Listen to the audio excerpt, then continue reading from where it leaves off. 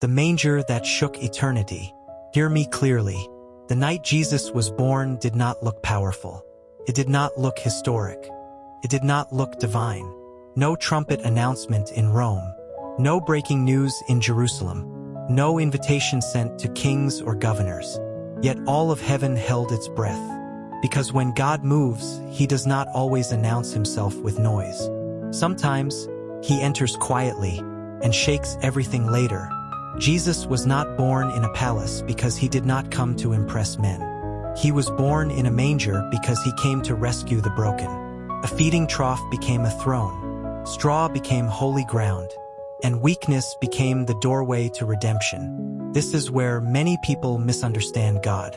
We expect God to show up in strength, but he often shows up first in humility.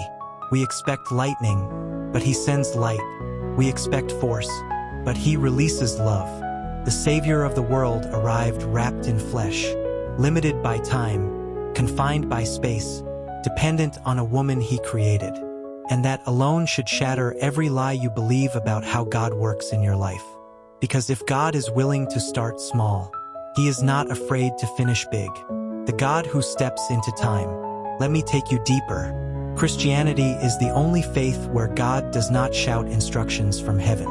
He steps into human pain. Other religions say, climb your way up to God.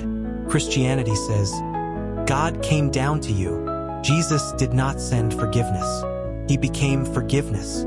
He did not point to grace. He embodied grace. He did not write love in the clouds.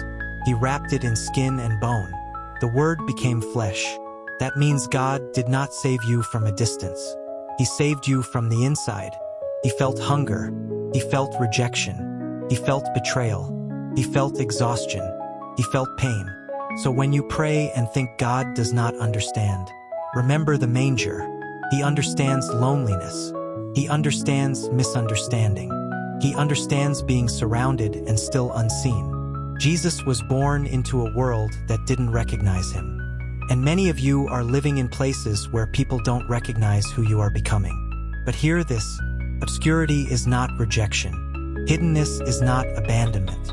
And delay is not denial. Bethlehem was not God's mistake. It was God's strategy. Why the manger matters to your life.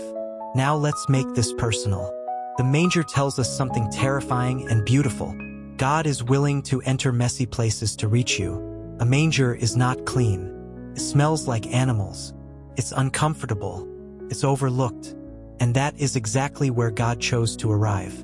Which means there is no place in your life too dirty for God. Not your past.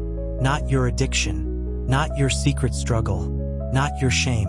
Not your repeated mistakes. If Jesus can be born in a manger, he can be born into your situation. Some of you keep saying, once I fix myself, I'll come to God. But Christmas says, come to God, and he will fix what you cannot. Grace does not wait for perfection. Grace enters dysfunction and starts a process. Jesus did not wait for humanity to improve. He entered humanity at its worst. Roman oppression, religious hypocrisy, moraldica. And that's when God said, now. Which means if your life feels chaotic right now, you might be closer to a divine intervention than you realize. The end of blood sacrifices. Now listen carefully. This is where freedom enters the room. Before Jesus, blood had to be shed again and again. Lambs, goats, altars, priests, sacrifice after sacrifice after sacrifice. But none of it removed sin. It only covered it temporarily. Then heaven made a decision. No more cycles. No more repetition. No more temporary covering. God would offer himself. Jesus was not born to continue sacrifice.